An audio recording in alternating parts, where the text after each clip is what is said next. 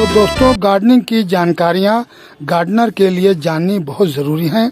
हमारे प्लांटों पर नई नई बीमारियों का अटैक होता रहता है, जिनके बारे में हम कुछ नहीं जानते।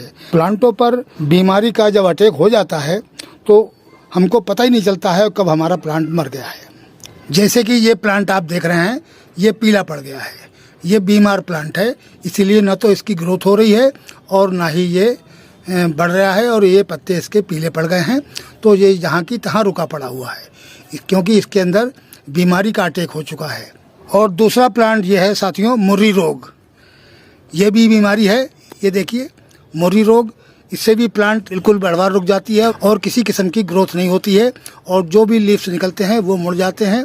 ये भी एक बीमारी है जो पौधे को ख़त्म कर देती है। और उसके बाद में साथियों, ये देखिए लीव्स के अंदर ये इस तरीके से लीव्स के अंदर कीड़ा लग गया है, और ये वाइट दिख रहा है आपको। ये वाइट ये अंदर लीव्स के अंदर कीड़ा है, और उसने ये अंदर से खा के इसको और इसको खोखला कर दिया है। ये देखिए इस तरीके से लीव्स जो है पीले पड़कर और सूख के गिरने लगते हैं, और इसका असर पूरे प्लांट पर हो जाता है, जिससे एडेनियम जो है बीमार हो जाता है और धीरे धीरे ख़त्म हो जाता है। और कुछ प्लांटों की ग्रोथ ही रुक जाती है, पता नहीं चलता है कि ये बढ़ क्यों नहीं रहा है, इसके किसी किस्म की ग्रोथ नहीं हो रही है और रुक जाता है, क्योंकि उसके रूट के अंदर बीमारियाँ पैदा हो जाती हैं, और उसकी वजह से वो प्लांट जो हमारा ग्रोथ लेना बंद कर देता है, और जिसकी वजह से हम काफ़ी परेशान होते हैं। दुनिया भर की खादें डालते हैं, सब कुछ करते हैं, लेकिन प्लांट ग्रोथ बिल्कुल नहीं लेता है। तो साथियों, आज इसी पर बात करेंगे और इसका समाधान भी ढूंढेंगे कि इसका समाधान क्या है, कि जिससे हमें इस प्लांटों की बीमारियां जो हमारी ख़त्म हो जाए और हमारे प्लांट जो है वो बहुत अच्छी तरीके से ग्रोथ करते रहें। तो आज का वीडियो बहुत अच्छा होने वाला है। जिन लोगों ने मेरा चैनल सब्सक्राइब नहीं किया है, उनसे रिक्वेस्ट है कि प्लीज़ चैनल को सब्सक्राइब कर दें। तो चलते हैं वीडियो को शुरू करते हैं। हेलो गाइस एवरीवन, कैसे हैं आप लोग? आप देख रहे हैं my YouTube channel the Mughal heaven में आप लोगों का स्वागत है। तो दोस्तों, आज हम बात करते हैं सल्फ़र की। क्या सल्फ़र का इस्तेमाल हम गार्डनिंग में कर सकते हैं? तो साथियों, क्यों नहीं कर सकते हैं, जब खेती बाड़ी में बहुत अच्छी तरीके से सल्फ़र का इस्तेमाल हो रहा है, और बागवानी में बहुत अच्छा तरीके से सल्फ़र का इस्तेमाल हो रहा है। हर तरीके की फसलें, सब्ज़ी वगैरह में इसका इस्तेमाल खूब अच्छा हो रहा है, और पेड़ पौधों में, फलदार पौधों में भी बहुत अच्छी तरीके से हो रहा है, जिससे कि फल भी बहुत अच्छे आते हैं, अधिक आते हैं, और फल और फूलों की भी मात्रा अधिक बढ़ जाती है। यानी फूलों के प्लांट पे भी अगर डालते हैं आप, तो ये बहुत ही अच्छा इसकी तादाद को बढ़ाता है और उसके अंदर शाइनिंग पैदा कर देता है। अगर कोई फल आ रहा है किसी प्लांट के अंदर, अगर उसके अंदर आप सल्फ़र को इस्तेमाल करते हैं, तो आपके फल का साइज़ भी बड़ा होगा, उस पर काफ़ी शाइनिंग होगी, फल का जो वज़न है वो भी बढ़ेगा, और प्लस उसकी जो मिठास है वो भी बहुत ही अच्छी होगी।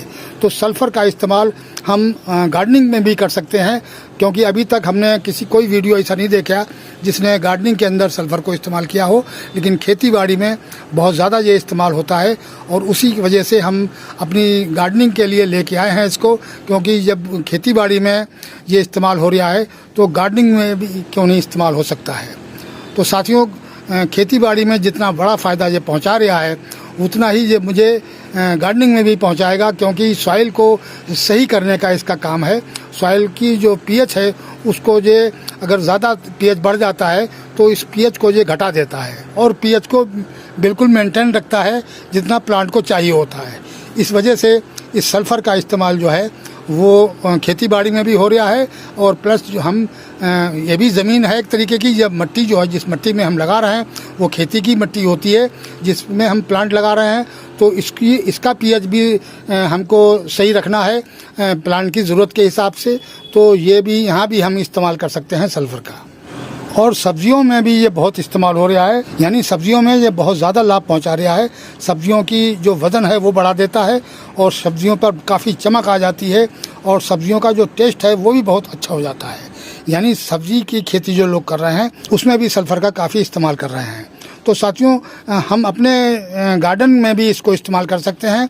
हम अपने जो प्लांट हैं, ये प्लांटरों की जो सॉइल है, इसका भी पीएच हम बिल्कुल मेंटेन रखना चाहते हैं, जिससे हमारे प्लांटों की ग्रोथ अच्छी हो और प्लांटों में किसी किस्म की बीमारी न लगे। तो ये है साथियों सल्फ़र। ये सल्फ़र का एक पैकेट, मैं 1 किलो का पैकेट लेके आया था, और आज इसकी हम जो इसमें खूबियाँ हैं वो बताएंगे आपको। और ये मैंने निकाल के भी रखा हुआ है, ये देखिए इस तरीके का होता है, ये पीले रंग का होता है। तो ये सल्फ़र का आज हम इस्तेमाल करके बताएंगे आपको कि किस तरीके का ये फ़ायदा पहुंचाता है। तो साथियों, सल्फ़र एक महत्वपूर्ण न्यूट्रिएंट्स है और ये एक बहुत अच्छी फंगिसाइड भी है। यानी इसके डालने से किसी किस्म का प्लांट के अंदर रोग नहीं लगता है, ना तो ही रूट के अंदर कोई रोग लगता है, ना ही लीफ के अंदर कोई रोग लगता है। तो इस वजह से सल्फ़र का जो इस्तेमाल है वो पौधों की बीमारी के लिए ही ख़ास तौर से डाला जाता है। और प्लस इसके अंदर न्यूट्रिएंट्स भी होते हैं जो बहुत ही लाभदायक होते हैं और वो पौधे को बहुत ही अच्छी बढ़वार को अच्छा कर देते हैं, यानी उसकी ग्रोथ को बहुत अच्छा कर देते हैं। ऐसे न्यूट्रिएंट्स के भी इसके अंदर होते हैं और किसी किस्म का कोई कीड़ा नहीं लगता है। तो इसी वजह से साथियों, सल्फ़र एक महत्वपूर्ण न्यूट्रिएंट्स है, या समझिए ये एक फंगिसाइड है या माइटीसाइड है, इसको कोई भी नाम से आप पुकार सकते हैं। इसका बहुत महत्व है पौधों के अंदर। सल्फ़र एक प्रकार का न्यूट्रिएंट्स है जिसको गंधक भी कह सकते हैं आप, यानी जिसको गंधक भी कह सकते हैं। बिल्कुल ये गंधक की तरह होता है, ये देखिए आप, बल्कि ये गंधक से तैयार किया गया है और ये एक तरीके का गंधक होता है। तो गंधक भी एंटी फंगल होता है और किसी किस्म की कोई बीमारी नहीं लगने देता है। ये हर किस्म के कीड़ों को मार देता है, यानी चाहे लीफ के अंदर लगें आपके और चाहे रूट के अंदर लगें। लीफ के अंदर जो लगते हैं सूंडी वगैरह या मिली वक्स लगते हैं या आपकी मकड़ी वगैरह लग जाती है, इस किस्म के जितने भी कीड़े होते हैं वो सब वो सल्फ़र जो है वो ख़त्म कर देता है। इस तरीके से सल्फ़र का जो इस्तेमाल आप प्लांटों के अंदर अच्छी तरीके से कर सकते हैं, क्योंकि खेती बाड़ी में तो इसका स्प्रे वगैरह करते हैं और पूरे खेत में उसको ख़त्म कर देते हैं, लेकिन हमारे प्लांटों में भी इसकी बीमारी बहुत ज़्यादा कीड़े मकोड़ों की है जो हमारे प्लांटों को बहुत ज़्यादा ख़राब करते हैं। उनका जूस खींच लेते हैं उनके लीव्स का, और जड़ों के अंदर रूटों के अंदर भी फंगस लग जाती है। वो फंगस भी एक कीड़ा होता है, उसको भी मारने का ये काम करता है। तो इस वजह से ये एक महत्वपूर्ण पोषक तत्व है। इस्तेमाल हम पेड़ पौधों पर भी कर सकते हैं क्योंकि ये एक कॉन्टेंट फंगिसाइड है। दूसरा ये माइटीसाइड भी है और जिसकी वजह से कीड़े मकोड़े जैसे किसी किस्म की सूड़ी मिलीबग्स वगैरह कोई इसके अंदर पास नहीं आते हैं। जो इसके अंदर से इसकी स्माइल निकलती है उससे सारे कीड़े दूर रहते हैं या मर जाते हैं। तो इस वजह से हमें ज़्यादातर इसका इस्तेमाल करना चाहिए प्लांटों के अंदर, और इसकी मिकदार कितनी इस्तेमाल करनी है वो हम अभी आपको बताएंगे। और जब आप गमले में के अंदर इसको इस्तेमाल करेंगे तो इसके रूट में फंगस कभी नहीं लगेगी, और यानी आपके प्लांट को रूट रोट होने का कोई ख़तरा नहीं है। अब कभी आपके प्लांट को रूट रोट नहीं हो सकता है। तीसरे, अगर ये आप सर्दियों में अपने प्लांटों में इस्तेमाल करते हैं तो आप का पौधा डोरमेंसी में नहीं जाएगा, यानी रूट बहुत तेज़ी से चलते रहेंगे और पौधे की ग्रोथ अच्छी होती रहेगी। यानी डोरमेंसी में जब नहीं जाएगा तो प्लांट की ग्रोथ भी होती रहेगी। अगर आप इसको इस्तेमाल करेंगे तो काफ़ी अच्छा आपको रिजल्ट मिलेगा, और ख़ास तौर से सर्दियों में ये बहुत ही अच्छा काम करता है प्लांटों के अंदर। यानी अगर अडेनियम में भी हम डालेंगे इसको तो ये प्लांट को गर्म रखता है और इस वजह से जल्दी से डोरमेंसी में प्लांट नहीं जाता है। ये इसका एक बहुत ही अच्छा फ़ायदा है कि जिसकी वजह से हमारा प्लांट डोरमेंसी में नहीं जाएगा और सर्दियों में भी ग्रोथ करता रहेगा।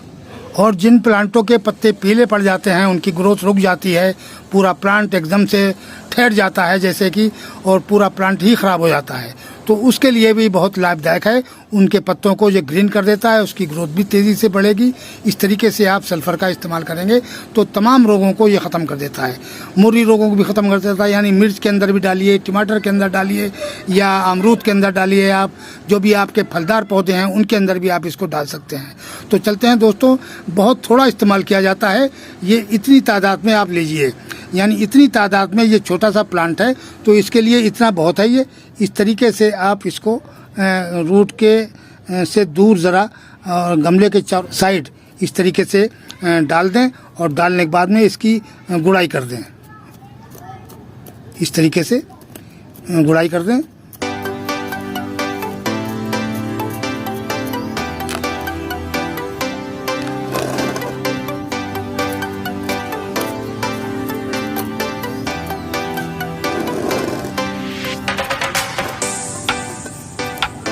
ये ज़्यादा नहीं दिया जाता है, बहुत कम दिया जाता है, और ख़ास तौर से ये जब जिस टाइम पे धूप निकल रही हो उस टाइम पे सल्फर कभी ना दें आप, यानी ये ठंडे मौसम में दिया जाता है।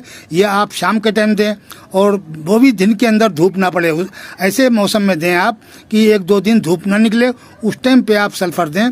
और वो भी दिन में नहीं, सुबह में दें या रात को दें। तो इस तरीके से आप जब देंगे छांव के अंदर तो ये बहुत ही अच्छा फ़ायदा करता है। और सल्फर कभी धूप में नहीं देते हैं क्योंकि ये बहुत ही ज़्यादा हार्ड गर्म होता है, इस वजह से पौधे को ये जला भी सकता है, इसके लीफ बर्न कर सकता है। इस वजह से आप ठंडे मौसम में ज़्यादातर दें, यानी जैसे कि बारिश का मौसम है, ये बारिश पड़ने वाली है, उस पीरियड में आप अगर सल्फर को देंगे तो बहुत ही फ़ायदा करेगा। और धूप के अंदर ज़रा भी डाल दिया आपने तो पौधे को ये बर्न कर सकता है और आपके पौधे को नुकसान पहुंच सकता है, यानी इसके कम से कम लीव्स भी मर सकते हैं। और ये लगभग 3 किस्म का आता है, ग्रेवेल्स में आता है और प्लस पाउडर में आता है और लिक्विड में आता है। तो लिक्विड का ज़्यादातर स्प्रे किया जाता है, इस वाले का भी कर सकते हैं। इसको पहले अच्छी तरीके से घोल लीजिए और फिर छान लीजिए, इसको अच्छी तरीके से छान के, और फिर रात के टाइम किसी टाइम पे आप इसका स्प्रे हल्की तादाद में दें, पानी ज़्यादा मिला लें और इसको कम मिलाएं, उसके हिसाब से दे दें आप। धूप के अंदर अगर आपने स्प्रे कर दिया तो सारे लीव्स आपके जल जाएंगे क्योंकि ये काफ़ी हार्ड होता है ये। तो इस तरीके से आप इसके अंदर डाल के और अच्छी तरीके से पानी इसके अंदर डाल दीजिए कि जो ये गीला रहे बिल्कुल। और अब हम शाम के टाइम इसको डाल रहे हैं इसी वजह से, क्योंकि अब ये दिन में रात भर ये इसके अंदर असर अपना दिखा देगा, जितनी गर्मी होगी निकल जाएगी। और सुबह को अगर तेज़ धूप निकल आई तो हम इसको उठा के शेड में रख देंगे। अब हम उस प्लांट में देते हैं जिसके पत्ते पीले पड़ गए हैं और उसको भी ये सही कर देगा। तो ये है वो प्लांट जिसके पत्ते देखिए पीले हो गए हैं। इस तरीके का कोई प्लांट अगर आपका हो जाता है, अडेनियम भी बहुत से हमने देखे हैं कि जिसके पत्ते पीले पड़ जाते हैं, बिगनवेरिया के हमने देखे हैं, काफ़ी प्लांटों के हमारे यहाँ पत्ते इस तरीके के पीले होते रहते हैं। तो इसका सोल्यूशन भी इसी खाद से निकलता है कि अगर ये आप फर्टिलाइज़र डालेंगे तो आपके ये पत्ते जो पीले होने का रोग जो है ख़त्म हो जाएगा। ये भी एक बीमारी है और ये पत्ते की जो ये प्लांट की ग्रोथ को रोक देगी बिल्कुल। अगर हम इस सल्फ़र को इस्तेमाल करेंगे तो ये ग्रीन हो जाएगा और एकदम से इसकी ग्रोथ शुरू हो जाएगी। तो साथियों इसमें भी उसी तादाद से डालना है। प्लांट अभी छोटा है, पोट तो काफ़ी बड़ा है, लेकिन इस तरीके से हम इसको डाल सकते हैं प्लांट की चारों तरफ, लेकिन रूट से थोड़ा दूर रहे, ये देखिए। और इसकी गुड़ाई करके आप इसके अंदर भी पानी दे सकते हैं। अगर पानी के आप सल्फ़र को कभी इस्तेमाल न करें, जब भी आप सल्फ़र डालें तो पानी को फ़ौरन डाल दें। और खेती बाड़ी में अगर जब दिया जाता है तो फ़ौरन पानी लगा दिया जाता है सल्फ़र के डालते ही। काफ़ी हार्ड खाद होती है ये। तो साथियों इस तरीके से हमने आपको 2 प्लांटों में जिसमें बीमारी लगी हुई है उसमें हमने अच्छी तरीके से इस्तेमाल करके दिखाया है। और इसी तरीके से आप जो भी हर प्लांट में दे सकते हैं, चाहे बीमारी लगी हो या न लगी हो। तो थोड़ी थोड़ी मिकदार में आप ठंडे मौसम में जब देखें कि ये 1-2 दिन धूप नहीं निकलेगी और ठंडा मौसम है, बादल हैं या बारिश होने वाली है, उस पीरियड में आप सल्फ़र को अपने प्लांटों के अंदर दे सकते हैं, चाहे बीमारी लगी हो या न लगी हो, क्योंकि इसके डालने से कोई बीमारी लगेगी नहीं आगे। और जिसमें मिलीबग्स वगैरह आ रहे हैं उस पर इसका स्प्रे कर देंगे तो एक मिलीबग्स जो है वो भाग जाएगा। तो साथियों वीडियो कैसा लगा? आज की वीडियो में इतना ही। मिलते हैं अगले वीडियो में नए टॉपिक और नए कंटेंट के साथ। अगर हमारा वीडियो अच्छा लगे तो लाइक कीजिए, शेयर कीजिए और सब्सक्राइब कीजिए। शुक्रिया, धन्यवाद।